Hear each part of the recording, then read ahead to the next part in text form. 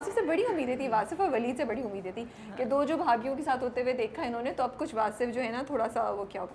सच में ये डिस्कशन हुई थी मेरी डायरेक्टर के साथ भी। मैंने कहा यार ये वासिफ को इतना इविल क्यों दिखा रहे हैं यार, इतना अच्छा बच्चा है यार वो, हमेशा माँ की रिस्पेक्ट करता है और बहुत प्यार करता है उससे, और वो नहीं चाहता कि माँ को तकलीफ हो जब से फादर की डेथ हुई है। तो मैंने डायरेक्टर से बात की थी, मैंने कहा सर मैं अगर उठ के चला जाऊँ या मैं ना खाना खाऊँ, उन्होंने कहा नहीं नहीं हमें दिखाना ही ये चीज़, क्योंकि आगे पूरा जितना भी एपिसोड चलेंगी वो फिर मज़ा नहीं आएगा उस चीज़ का, वो फील नहीं आएगी उन लोगों को, तो वो चीज़ दिखानी है। तो मैं दिल में तो नहीं, उसको भी फिर मैंने अंडर किया। मैंने कहा मुझे गालियाँ ना पड़े, इसको पड़े मेरी बचत हो जाए। लेकिन फिर भी वो सीन ऐसा था कि कल मैंने जब देखा मुझे खुद दुख हुआ कि ये मैंने क्या किया है, क्यों खाया मैंने खाना, मैं चला जाता उनके पास बुलाने के लिए या पूछा था कि क्यों नहीं आई अभी तक। वो मेरी डिस्कशन हुई है डायरेक्टर से, मैंने कहा सर मैं ऐसे कर लूँ प्लीज़, अच्छा लेकिन नहीं वैसे लगेगा। इन रियल लाइफ जब हम ये वाले सीन्स कर रहे थे ना, तो मैं तहसीन के पास जाके, जो डायरेक्टर हैं इस प्ले के, उनके पास जाके मैं कहती थी सर बहुत बुरा फीलिंग आ रही है, अच्छा नहीं लग रहा है इस तरह का करते हुए, बट ऑब्वियसली हम रियलिटी दिखा रहे हैं, ऐसा होता है। और बीइंग वासिफ, लड़के ऐसी सिचुएशन में नम हो जाते हैं, उनको नहीं समझ में आता, क्योंकि एक जगह माँ है, एक जगह बीवी है, आप क्या करें, आप यहाँ बोलेंगे यहाँ मसला, वहाँ बोलेंगे वहाँ मसला, मतलब what are you suppose to do. फिर आप ये देखें ना कि अब आहिस्ता आहिस्ता Wasif has become very stressful and agitated, he is always like he is not happy, क्योंकि कहीं से भी उसको तो कंफर्ट मिल ही नहीं रहा ना, because he is stuck in a situation. जो कंफर्ट मिलता है तो ऑफिस में मिलता है या वलीद को देखता है तब मिलता है, अली के साथ, अली कंफर्ट करते हैं। और ये सीन ऐसा था कि इतना दुख होता था क्योंकि हम सब, समीना अहमद जो हमारी अम्मी बनी हुई है, वो इतनी अच्छी औरत है, उनके साथ काम के इतनी पॉजिटिव वाइब आती है, मैं उनको सच में अम्मी कह के बुलाता था सेट पे, मैं उनको अम्मी अम्मी, और बड़ी खुश होती थी वो कि अम्मी कह के। तो जब ऐसे सीन होते थे she is a sweet heart, मतलब तो दिल ऐसे टूटता था ना। और कुछ सीन में तो हम लोग सारे रियल रोए हैं बिल्कुल। मैं तो पूरे ड्रामे में तो रोता ही रहा हूँ ना, रियल रोए हूँ बिल्कुल। जी जी, ये रियल रोते हैं, आराम से रोना चाहता है आपको? हाँ मैं रोता हूँ और कोई फीलिंग, और ऐसा ही हूँ मैं बिल्कुल। Nice, okay.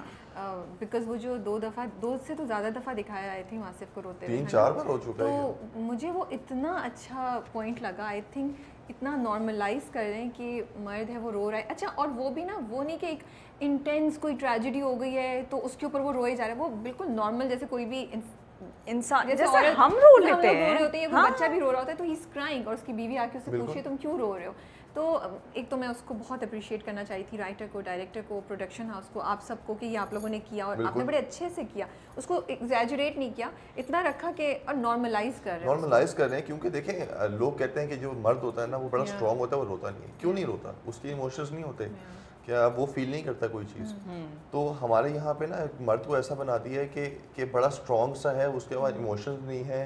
हाँ, थप्पड़ का अगर कोई मार दे मर्द, वो सही है किसी लड़की को, और अगर वो रो ले, अपनी फीलिंग्स बयान कर दे किसी के सामने, तो वो कमज़ोर मर्द है। आई थिंक वो बहादुर मर्द होता है जो किसी के सामने अपने इमोशंस रखता है, किसी अपनी जो फीलिंग्स हैं वो अपनी बयान कर सकता है किसी को। आई थिंक वो स्ट्रॉन्ग मर्द है। ये नहीं होता कि सिर्फ चीखना, चिल्लाना या अपने दिल में बात रख लेना। So true. तो वासिफ ऐसा ही है। वासिफ अपनी चीज़ जो है गुस्सा नहीं कर सकता, चीख नहीं सकता, उसके कोई डिसीजंस नहीं है, डिसीजन मेकिंग पावर नहीं है उसके पास। तो वो सिर्फ अपने जितनी भी इमोशंस हैं उसके पास, जितनी भी उसकी फीलिंग्स हैं, वो रो के बयान करता है। उसके पास यही चीज़ तो है। वो क्या करे, वो ना अपने भाइयों से जिक्र कर सकता है, ना अपने बाप से, ना अपनी माँ से जिक्र करता है, लेकिन उसको पता है कि इनका ही डिसीजन चलेगा, इन्हें ही पावर है। तो उसके पास यही चीज़ है कि वो अपने इमोशन से ही हर चीज़ बयान कर सकता है, वो रोता है। और आई थिंक रोना कोई बुरी बात नहीं है। लोग कमेंट्स में लिख रहे होते हैं कि पूरे ड्रामे में रोता रहा। कोई चीज़ ही ऐसी, किसी का बाप मर जाए, ठीक है, कोई इतनी मुश्किल आ जाए, आप एक घर में देखते हो कि मेरी माँ के साथ हमेशा ज्यादती होती है, उसको गालियाँ बढ़ती रहती हैं, उसको सुनाती रहती है, आप कुछ नहीं बोल पाते, ठीक है, आप कुछ नहीं बोल पाते, आपके पास वो पावर ही नहीं है कि आप बोल सको। तो आप क्या करोगे? अपनी माँ को देख रहे हो ना, जिसे आप बहुत प्यार करते हो, आप रोगे ना। लोग यहाँ पे फिर वो कह रहे होते हैं कि ये रो, अब और क्या करें, यही कर सकता है ना। मुझे तो बहुत अच्छा लगा, मैं तो बहुत अच्छा, आई थिंक मैंने इसलिए किया। हमारी डिस्कशन जब हुई मेरी डायरेक्टर से, उसने यही कहा, हमारी जो स्टीरियोटाइप है ना कि मर्द को दर्द नहीं होता, मर्द रोता नहीं है, इसको ब्रेक करना है हम लोगों ने। सही बात। और आई थिंक ये कहीं भी ऐसा नहीं हुआ। मैंने नहीं देखा कभी किसी को इतना खुल के रोता हुआ। नहीं, वो एक दफ़ा कुछ दिखा देते, बट ये तो character it was part of his character, which was Yes. very good, which was very Yes. acceptable, and we all liked Wasif. It was not कि हमें वासिफ पसंद नहीं था बिल्कुल। या हमने वासिफ को जज किया हाँ। इसके लिए. ये एक बड़ी चीज़ है जो मैं आप दोनों को अप्रिशिएट करना चाहती हूँ. तुबा आपके लिए as Farhat, I like the way you balance दो चीज़ें. यू नो जब मैं सुनती हूँ फ़रहत की बात तो मुझे लगता है कि हाँ फ़रहत जो कह रही है वो सही है. यू नो मुझे जैसे आपने प्राइवेसी की बात की, राइट की बात की, you know I find my self saying those lines, you know अगर मैं उस सिचुएशन हूँ. बट जब मैं थर्ड ऊपर से देखती हूँ ना, बर्ड्स व्यू देखती हूँ, तो मैं कहती हूँ नहीं, मे बी फ़रहत को ऐसे नहीं करना चाहिए. तो ये जो आप दो इमोशंस हमारे अंदर क्रिएट कर रही हैं with your performance, I want to appreciate you. Thank you. And you for that Junaid, the transition, the art that we have seen in Wasif, कहाँ से वो मंगनी से पहले वो बातें कर रहे हैं फ़ोन पे बड़ा अच्छा हैप्पी गो लकी, और अब वो एक बड़ा चिड़चिड़ा सा इंसान चिड़चिड़ा बन सा गया, इंसान यू बन नो, गया, बिल्कुल। जो इतनी जल्दी से उसका मूड खराब Mood होता खराब है. हो जाता and you manage this transition so So well. तो मुझे बड़ा अच्छा लगा कि आई थिंक मैं रियल लाइफ में भी ऐसे हूँ, बहुत सेंसिटिव हूँ, बहुत इमोशनल हूँ, छोटी छोटी बात पे ऐसे Yeah. रोना आ जाता है. ठीक है, तो मैंने वही चीज़ उसमें रख दी कैरेक्टर के सामने. जब मैंने वो कैरेक्टर पढ़ा, उस मेरी अम्मी की 2017 में डेथ हुई थी, और आई थिंक कि वो जो फीलिंग थी, वो जो डेथ वाले सीन पे, वो बिल्कुल रियल थी. मैं बिल्कुल रियल में रो रहा था कि मुझे वही चीज़ फील हो रही थी, क्योंकि वो माहौल ही ऐसा बना हुआ था. और एक जैसे साया सर से चला जाता है जब आपके बड़े का, तो कोई भी इंसान हो वो टूट जाएगा बिल्कुल. और वासिफ टूट गया. जब वासिफ टूट गया, उसको पता है कि मेरा सब चीज़ें चली गई हैं, मेरा घर भी बिखर गया, मेरे भाई बिखर गए, और मेरा सबसे छोटा भाई जिससे मैं बहुत प्यार करता था, जिससे मैं हर चीज़ शेयर करता था, वो भी दूर चला गया. ट्रू. तो वासिफ की नेचर बिल्कुल चेंज हो गई है, क्योंकि वो पहले बड़ा एक फन लविंग था, बड़ा जॉली सा था, हंसी मजाक, मसले थे उसकी लाइफ में, हर चीज़ थी, लेकिन उसके पास सपोर्ट थी अपने छोटे भाई की.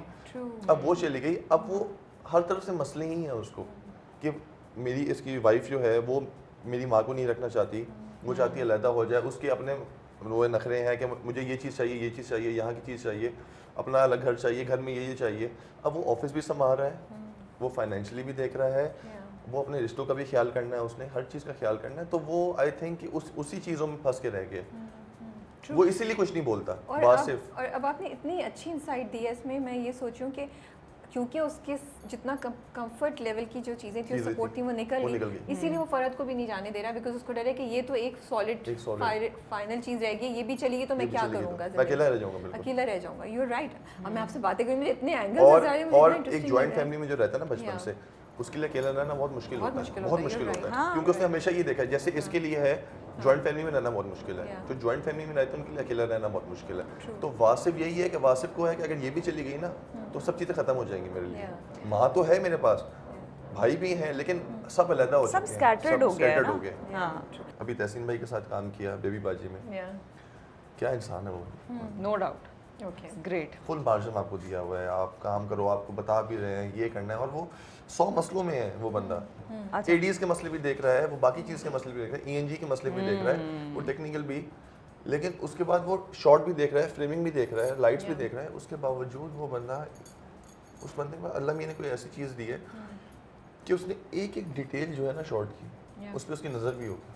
नज़र भी होगी. एंड सबसे बड़ी बात ये है कि आपको पता है टेक्निकल जब होता है या कोई भी चीज़ें प्रोडक्शन की चीज़ होती है, उसमें कहीं ना कहीं ऊंच नीच होती रहती है. मतलब ये एक नॉर्मल सेट की हैपनिंग है, लेकिन आर्टिस्ट के साथ कूल रहना, उनके साथ बिल्कुल माहौल चिल रखना, ये एक आर्ट होता है जो बहुत कम डायरेक्टर्स को आता है.